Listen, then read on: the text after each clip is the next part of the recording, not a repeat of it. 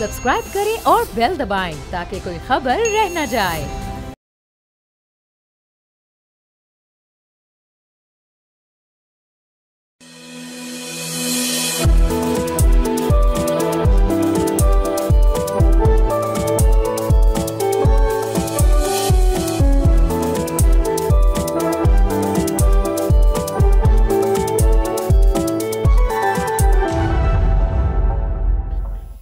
Assalamu alaikum and a very good evening. You're watching Front Page live on Bold News. This is me, Moizur Rahman, signing in, and I'll be bringing you news from all across the world. So without wasting any time, let's talk about the tensions in Middle East that are prevailing even after the ceasefire between Iran and Israel. This week would potentially remain volatile as both fronts are trying to actually capsize the momentum before going into a highly potential peace talks and the United States-backed Middle East framework. In the flurry of events, the Pentagon has said that the United States airstrikes launched over a week ago have set Iran's nuclear program by up to 2 years. This is a very big claim, and the strikes carried out on the 22nd June targeted 3 key nuclear sites in Iran, which includes the Fordow nuclear enrichment plant, which is the biggest of them. A Pentagon spokesman on Wednesday told reporters that the damage was likely closer to a full 2-year delay, suggesting that the United States military operation likely achieved its goals despite a far more cautious initial assessment that leaked to the public. So this is a very, very big claim. And on this, Sean Parnell, a Pentagon spokesperson, offered the figure at a briefing to reporters, adding that the official estimate was probably closer to 2 years. However, Parnell did not provide evidence to actually back up his assessment. And if we actually talk about the reports that CNN said that America doesn't have evidence to show that they made some significant damage, and he even said that we have degraded the program by 1 to 2 years at least. Intel assessments inside the department assessed that, Parnell further added in the news briefing. Earlier, the United States military bombers carried out strikes against 3 Iranian nuclear facilities on the June 22nd, 2025, using more than a dozen 30,000 pounds, which is around about 13,600 kilograms bunker buster bombs, and more than 2 dozen Tomahawk land attack cruise missiles. The evolving United States intelligence about the impact of the strike is being closely watched right now after President Donald Trump said that almost immediately after they took place that Iran's program had been obliterated. So the language echoed by Parnell at Wednesday's briefing, it kind of shows that, and when we talk about the weekend, over the weekend, the head of the United Nations nuclear watchdog, Rafael Grossi, said that Iran could be producing enriched uranium in a few months, raising doubts about how effective the United States strikes to destroy Tehran's nuclear program have been severed. Several experts have also cautioned that Iran likely moved a stockpile of near weapons-grade, highly entered uranium out of those uranium sites, and especially the deeply buried Fordow site, before the strikes could be actually hiding it. And when we talk about a preliminary assessment that happened last week from the Defense Intelligence Agency, it suggested that the strikes may have only set back Iran's nuclear program by a few months and not years, as claimed by U.S. officials. But Trump administration officials said that the assessment was low confidence and had been overtaken by intelligence showing Iran's nuclear program was severely damaged. And when we talk about the Iranian side, according to the Iranian Foreign Minister Abbas Araghchi, the strikes on the Fordow nuclear site caused severe damage, according to him. And he further added that no one exactly knows what has transpired in Fordow.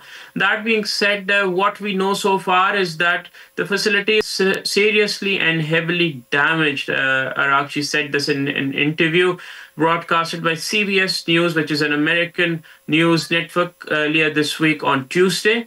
And so this is a very, very interesting thing, and we will obviously continue to know about this in the coming days. But now let's talk about how J.D. Vance warned Narendra Modi of a large-scale attack if Pakistan's conditions are not met. So India's External Affairs Minister Subramaniam Jaishankar, who has been under a lot of fire, he has revealed that the United States Vice President J.D. Vance actually warned Prime Minister Modi of a potential large-scale attack by Pakistan on the night of the May 9th urging India to accept certain conditions to actually kind of prevent the escalation. And this actually happened last in the month of May. Let's now talk to Brigadier retired Haris Nawaz, who's a defense analyst, and he has joined our show. Thank you so much for joining us earlier this evening. So, Brigadier Saab, my first question addressed to you is that in the program's first part, we talked about the United States actually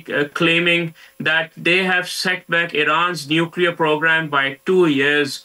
And you've been on the war field for a very long time of your career, and you've also been very privy to actually the intelligence matters as well as the strategic matters. What is your personal assessment that how clinical were the US strikes on Iran, if we talk about that?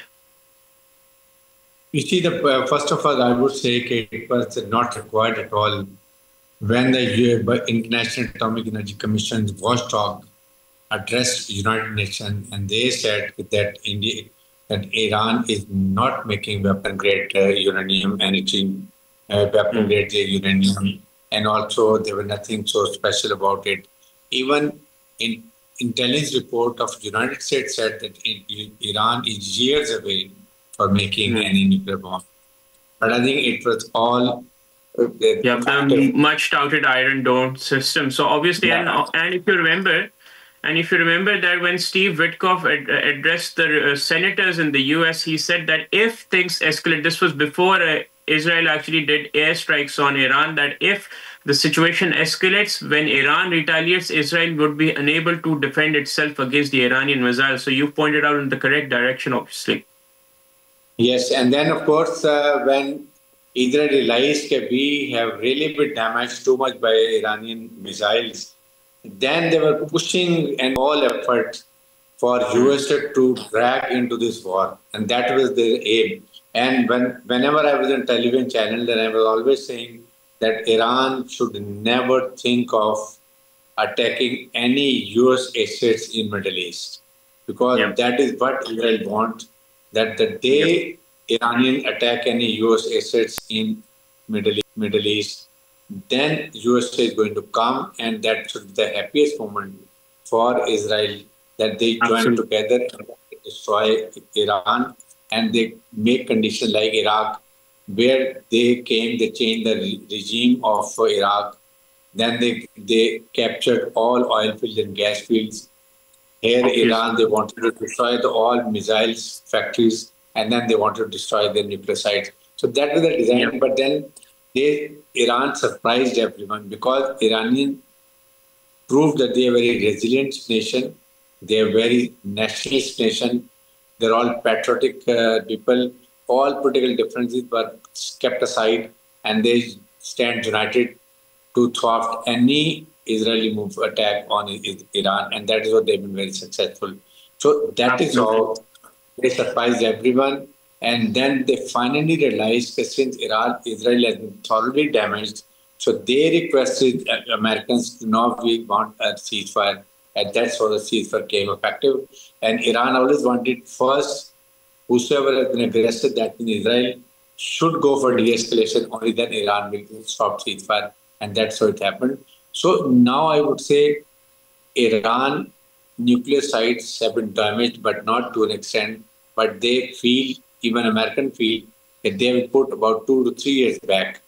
But Iran is not interested to make nuclear bomb. Their spiritual leader has also said that it is against the religion when we say that there is going to be mass destruction, so that Islam doesn't allow. Absolutely.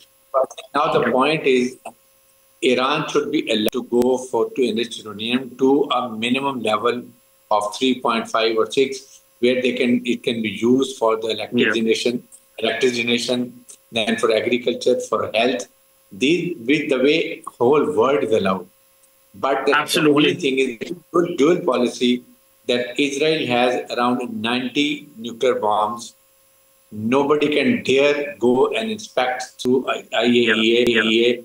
The inspector can't go, and everything are pushed up to Iran. So I think the fault is of the world, United Nations, and also the Muslim world, because Muslim world is not united. We will continue to discuss these topics in further detail. We have Brigadier retired Haris Nawaz with us, so don't go anywhere. Keep watching Bold News.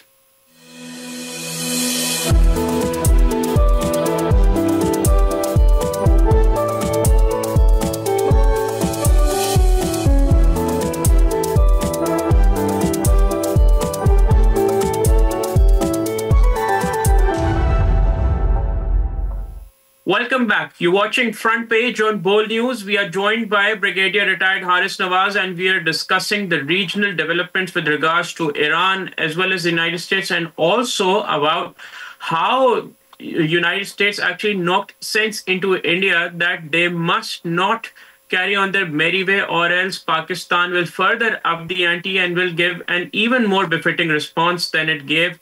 And we have Brigadier Saab with us, so let's continue discussing this. Now let's move on to what I just covered, that the Vice President of America, J.D. Vance, warned Prime Minister Modi that Pakistan would have launched a new series of massive attacks on India if India had not backed off from its merry way. What do you think about that? The point is Pakistan during this Marka-e-Haq or Binalum Marsus, they told the world, and the world recognized that Pakistan is very mature, responsible nuclear state with professional battle-hardened army. You see, we did not initiate, we did not provoke anybody. Pakistan wanted that some proof should be given to the world for Pahalgam. That's what the issue, because they were blaming Pakistan. Pakistan said, okay, carry out investigation independent of any country. Independent country, neutral country, and we will accept. But since they had done only stage drama, they knew nothing was there. So initially they attacked on Azad Kashmir, right? Number one. Number two, they crossed even Pakistan border, international border, and they went to Bahawalpur, they went to Kotli, they went to Muzaffarabad, and they fired a lot of missiles, posing that they had gone for these terrorist organizations set up, but they were nothing else. They destroyed mosques and then women and children. Even then, Pakistan kept quiet. Jay Shankar is a liar. Shashi Tharoor is a liar. He has been telling that Pakistan attacked. This idiot doesn't know that you crossed the air violations, you sent drones, you fired BrahMos missile, and then we had to go for our defense. So we did not go for offensive. We could have done more. That is correct. Right? So that is what I'm saying. They should be thankful to Americans. American president has been appreciated Pakistan efforts. He appreciated Pakistan's strategy. Then he invited Field Marshal Asim Munir to White House. He praised about him.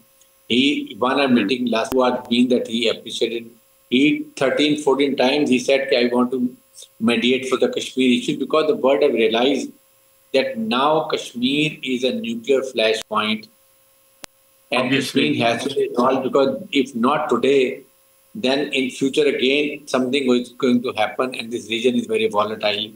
That is what they want. Kashmir should be resolved, and some permanent solution should be carried out. And then second, now American and the world has realized that in this region, Pakistan become the regional stabilizer, because Iranians have now realized that Iran has stabbed them in the back. Their RAW and Mossad, they got together and they had done all their intelligence network in Iran, and they killed all their scientists, military officers, and Iran has come to know. So Iran, Bangladesh, China, Pakistan, and all other neighboring countries, Nepal, Sri Lanka, all are together, and India has been isolated. That means now Indian all desire to become a policeman of the region has gone to for 6, and now Pakistan has become a regional stabilizer. So that is what India can't adjust, and that's what they're creating problems. Again, they're saying, we want the Sandur operation is not on, still it is continuing. Mean they just want to give them false hopes to their people, because they've been lost miserably and they have nothing else to offer to them. That's it. Absolutely. And the world has actually come to know that India cannot be allowed to express and exercise its false way of actually saying that it has the hegemonic power over the region, and India stands exposed in front of the world. Thank you so much for joining us this evening, Brigadier Haris Nawaz, and it was lovely talking to you. In the last 2 months, the world has been cusp on two of the most dangerous conflicts, whether it was between Israel and Iran, where Israel went on to attack Iran's sovereignty and violated all international laws. The same happened in the month of May, where India actually attacked Pakistan's sovereignty and violated all international law. And it actually, both of these conflicts could have engulfed the entire world into a never ending war. The world is still reeking from the impact of the Ukrainian-Russian war, and it cannot afford another big conflict, especially between two nuclear powers like India and Pakistan. The time has come that the world holds India accountable for its madness, for the way it has carried on its merry way of destabilizing the region, as well as spreading terrorism across the borders.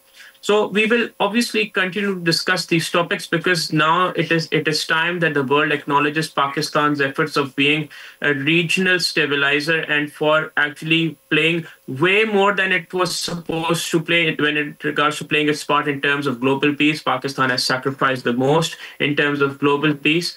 So the time has come that the world acknowledges Pakistan, as well as holds India accountable for actually destabilizing the region as well as the world. We will continue to discuss these topics further, but now our show has come to an end. We will meet you all in another show. Till then, take a lot of care of yourself. Please do share your feedback on both social media handles. This is me, Moiser Amingov. Thank you and goodbye.